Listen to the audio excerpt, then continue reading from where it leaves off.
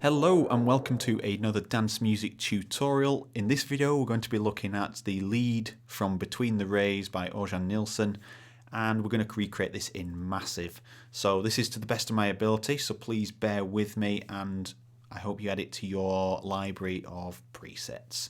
So this is the sound we're dealing with.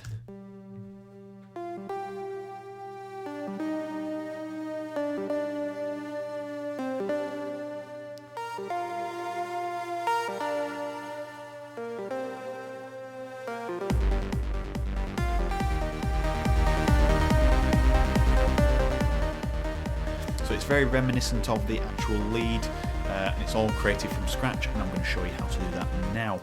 So jumping in here, we're going to create a new sound, and we're going to use this one on loop. So there is some external processing going on there, as you can hear. I'll show you those kind of settings that I've used, but we're going to concentrate on the patch here first. So the first thing we're going to do is we're going to turn off the parts of the synth that we're not going to use. So modulation, oscillator, no. Feedback, no. Insert 1 and 2, no. And filter 2, no.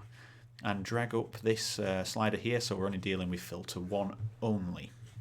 So first we're going to look at this. It's square saw 1 in oscillator 1. So we want that all the way down, so we're just having the square. Turn the intensity down a little bit, the amp to about 1 o'clock. Also pitch this up 1 octave, so let's just do this properly. If you hold down Alt or the option on your keyboard, you can move between octaves very quickly, just one swoop. Moving on to the second oscillator, we want square saw 2. We want to adjust that to about just below 9 o'clock. We want the intensity to just be a bit higher than the intensity of the previous, and we want the amp about 2 o'clock, a bit lower than the previous amp. And finally we want the saw PWM, and we want everything up full. So that's the oscillators, that's what they should look like.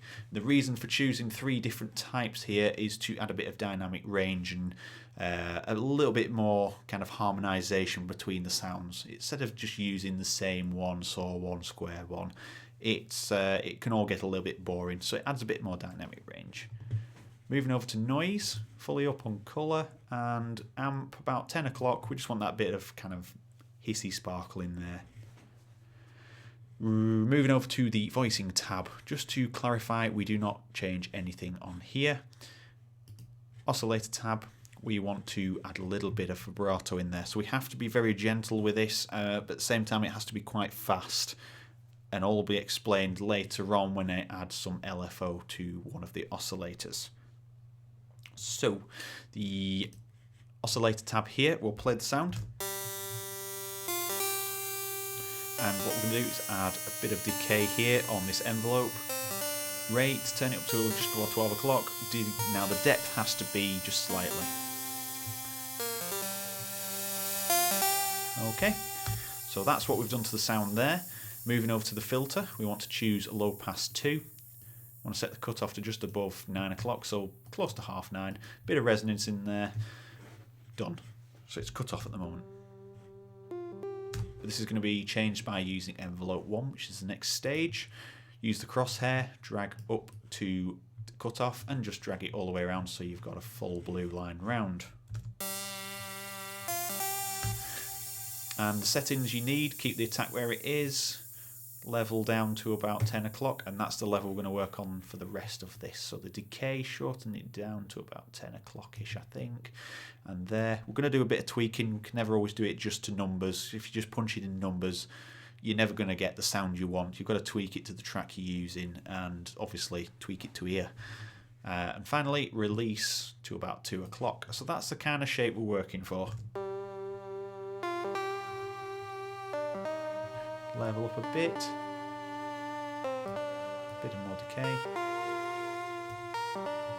Okay, and finally we want to chuck in a macro control, so let's grab the crosshair next to macro 1, drag it up to filter, drag this down till you get the little square. There we go. So we've got a bit of filter control there, so let's call that filter. Now that's the basis of the sound. Let's get this playing again. So we've got a bit of sparkle in there, and we've also got that kind of classic sound that Orjan Nilsen has created. Now, the first effect, put a bit of reverb on. Just below 9 o'clock, bit of size, colour, somewhere around 3 o'clock-ish, density a little bit. Let's jump to EQ first. Bit of sparkle, high shelf, quite high up there, boost and a bit of frequency. And finally, effects 2, choose the effect you want. I chose the dimensional expander, and about there. And there you go, there's the sound. Now, to achieve the sparkle, if we now go here, you can see this is the original, and this is, now we have to solo it here too. This is the one we've just created. Now, that one was a little bit softer in my opinion, but that's because at that point it is cut off, whereas compared to ours it's not. But I'm just going to go in and tweak in the oscillator tab. I'm just going to add a bit more depth, a little bit less rate, a little bit less depth again. Doing it by ear, there's no kind of settings, no thing I'm trying to aim for, just all by ear.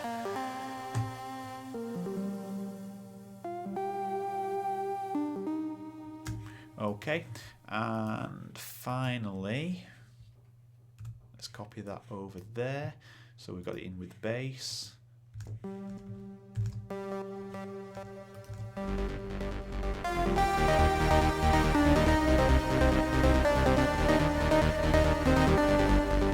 So let's show you now. It's sounding pretty good. Let's show you what effects I've put on there. So this is the after processing.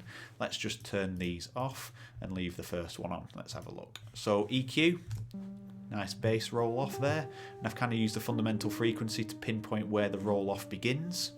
So that's just what I've done. Boosted the kind of 800 Hz bit there just to give it a bit of depth, and boosted here to increase the sparkle. So obviously we're cut off at the moment. Adding a bit more reverb. There, that's the setting I've used. I've just used the internal reverb there. Set it to how you need it to set for your track. It's just for this demo only, and for the track I've been creating. Let's just...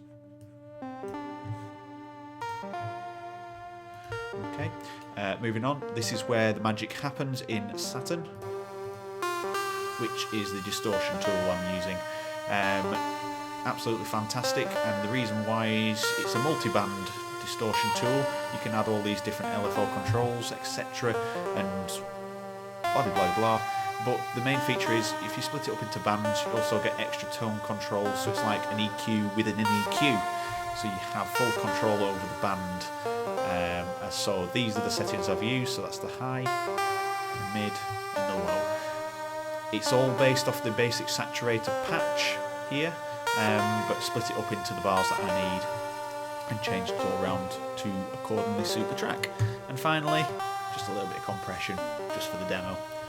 Obviously it's going to be dependent on the track you're making, but feel free to have a look at those settings. And that is it. That is the sound in its entirety.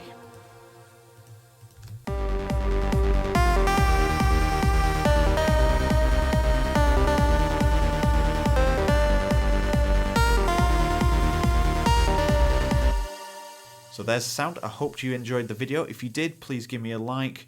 Please throw a comment down there. I really do like hearing what you guys have to say.